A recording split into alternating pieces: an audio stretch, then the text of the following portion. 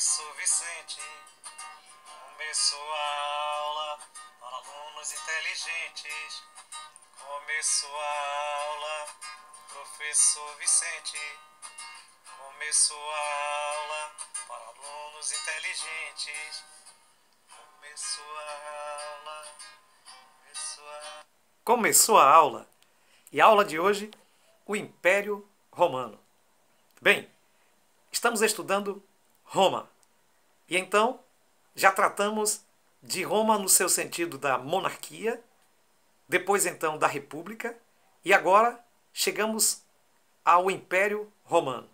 Roma se torna tão poderosa, tão grande, que deixa de ser, na realidade, uma cidade, deixa de ser um país e passa a ser um grande império. No aspecto da geografia, romano era aquele que nascia na Península Itálica, na cidade de Roma, mas isso foi mudando com o passar do tempo, especialmente durante o período da República, que foi o período das conquistas. Agora, Roma tinha um grande império. E aí está a questão do conceito de império, porque um determinado rei, enquanto ele manda só dentro do seu território, ali então está acontecendo apenas uma monarquia. Entretanto, quando esse rei ele passa a mandar em outros reis, em outros territórios, agora ele ampliou o seu conceito de território e então isso passa a ser um império. E Roma agora tinha um grande império. E esse império, depois das guerras púnicas, estava não somente situado na parte europeia, mas estava situado também nas regiões do norte da África, também nas regiões da Ásia, especialmente na Palestina. Ali estava o crescimento total do Império Romano. Bem, o primeiro imperador do Império Romano foi Caio Otávio. Caio Otávio era sobrinho de Júlio César. Júlio César até que tentou, mas não conseguiu ser imperador. E agora então, Caio Otávio assumia como o grande imperador. E ele foi tão grande que ele recebeu um título de César Augusto. É notório que a palavra César significa único, mas a palavra Augusto ela tem a ver com a religião. Por isso, Augusto era como se fosse um filho dos deuses. E aí está o segredo, então, da força do Império Romano. O imperador ele tinha duas vertentes de poder. Um poder chamava-se Imperium. Ele comandava os exércitos. O exército devia a maior reverência e respeito ao imperador do que qualquer outro magistrado. A outra coisa, a outra vertente do poder romano era justamente o auspicium. Essa palavra em latim que significa justamente o poder da religião.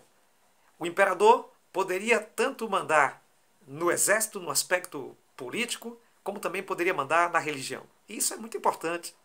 Por quê? Porque a religião é algo muito interessante. A religião é algo muito envolvente. As pessoas trabalham com o coração.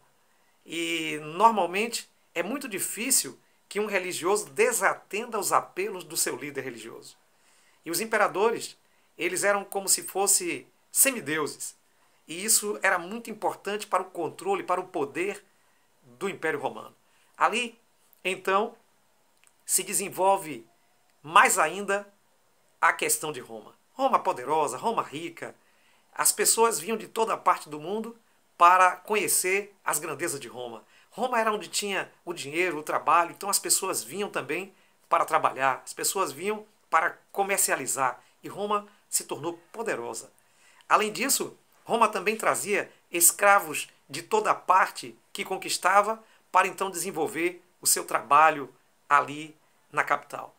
E é notório que Otávio desenvolveu alguns sistemas importantes de controle de população e também administrativo.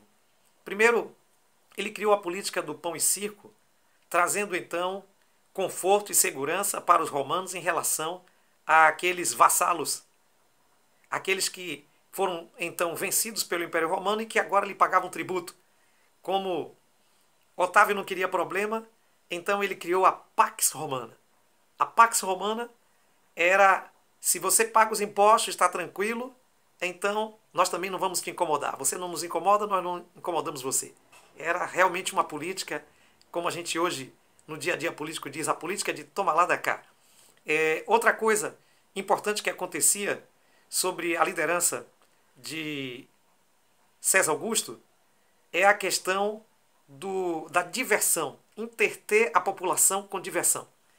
Em todos os tempos, inclusive na atualidade, as pessoas elas vivem estressadas, especialmente as pessoas mais pobres, as pessoas sobre as quais estão mais afeitas às calamidades, elas vivem estressadas com problema. E Caio logo entendeu que se as pessoas tivessem diversão e tivessem pelo menos o que comer para não ter o que reclamar, isso traria uma certa estabilidade para o seu governo. E essa prática ficou conhecida como doutrina de pão e circo, porque Caio investiu pesadamente nos coliseus, investiu pesadamente no que hoje a gente poderia chamar de estádios, os estádios de futebol, os estádios olímpicos. E isso fazia com que o povo ficasse entretido em diversão e então eles não tinham tempo para fazer rebelião. Isso foi uma jogada de mestre da administração de Caio. É importante salientar que durante esse período de Caio César nasceu Jesus Cristo, aquele que dividiu a história em história antiga, e história antes de Cristo e história depois de Cristo. Bem, Jesus nasceu sobre o regime de Caio Otávio e cresceu e viveu sob o governo de Tibério César. Os romanos, eles eram considerados, dentre todos os povos, como povos temidos. E durante esse período em que Jesus cresceu, havia um esquema de vassalagem entre a Judéia e Roma, de tal forma que a Judéia pagava tributo para Roma e tinha ali um representante do governo romano. Um detalhe importante é que a cidadania romana ela foi bastante ampliada. A cidadania romana, a princípio, era somente de quem nascia naquela região da cidade de Roma. Entretanto, depois de Roma se tornar uma espécie de país, depois então uma grande república e mais tarde agora um grande império, o conceito de cidadania mudou. E alguns poderiam adquirir a cidadania por meio de um investimento financeiro. As pessoas poderiam comprar o título de cidadania. E isso aconteceu. Temos aqui um relato, um registro na Bíblia, usando a Bíblia como fonte histórica, em Atos capítulo 22, verso 26 a 28, um episódio que aconteceu com Paulo. Paulo era cidadão romano. E porque ele estava ali pregando Jesus Cristo, ele foi considerado alguém que estava abusando das leis. Foi então encaminhado para ser açoitado e preso. Isso era muito comum acontecer. Entretanto, quando Paulo disse que era cidadão romano, o tratamento foi totalmente diferente. Os magistrados que ali estavam, os pretores que iam fazer o julgamento, o comandante do exército, o centurião, todos os personagens ligados à história romana, né? Que coisa interessante. Todos eles ficaram surpresos em saber que Paulo era um cidadão romano. E o mais interessante é que o comandante diz que para que ele adquirisse o título de cidadão romano, ele pagou uma soma muito alta de dinheiro. E Paulo disse, não, eu sou cidadão por nascimento. Então a cidadania era algo que protegia o indivíduo de ser julgado de qualquer maneira, de perder as suas posses, protegia o indivíduo até mesmo da pena de morte. E quando isso acontecia, a pena de morte dos romanos era diferente da pena de morte dos que não eram romanos. Porque a pena de morte dos romanos era uma pena com menos sofrimento. Era uma morte mais rápida. A decapitação, por exemplo, aconteceu. Enquanto que os não romanos podiam ser crucificados, passar por vários suplícios que os romanos não passavam. Isso é muito interessante na questão da cidadania. Bem, é importante salientar que Roma se tornou também um centro cultural. Houve um grande investimento em poetas e os homens faziam seus teatros. O Coliseu se tornou, então, um lugar de grande apresentação. Haviam apresentações de circo, haviam apresentações de luta, haviam apresentações de gladiadores com animais, com encenações de batalha, tudo isso acontecia no grande Coliseu. É interessante notar que Roma investiu também em construções. Roma estava sendo aplaudida pelo mundo pela sua limpeza, o uso da água. Os arquedutos faziam com que as pessoas tivessem água, não somente o imperador ou pessoas ricas, mas pessoas mesmo simples da sociedade tinham água em casa. Então isso era fantástico naquela época. Além disso, Roma investiu em construções verticais. O que nós conhecemos hoje como edifício, isso começou em Roma, pois eles inventaram uma espécie de cimento e então eles investiram em construções verticais. Também haviam as estradas. As estradas romanas tinham um grande propósito: fazer a ligação para com o exército e também o maratonista, a pessoa responsável que ia levar as grandes correspondências. Então ele iria correndo até um determinado ponto da estrada, encontrava com outro, e essa correspondência chegava rapidamente ao lugar designado, porque era um serviço para correio nenhum botar defeito.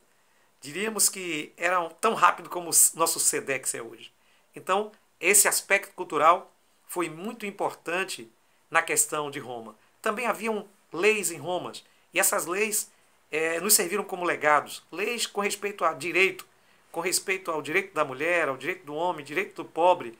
Havia então determinados julgamentos muito interessantes e o direito foi forte em Roma. No destaque de pessoas que escreviam e da mitologia, nós temos Virgílio com a Eneida, temos também os discursos de Cícero, que foi muito importante para esse momento. Bem, nós vamos ficar por aqui nesse vídeo e vamos continuar no próximo. Forte abraço!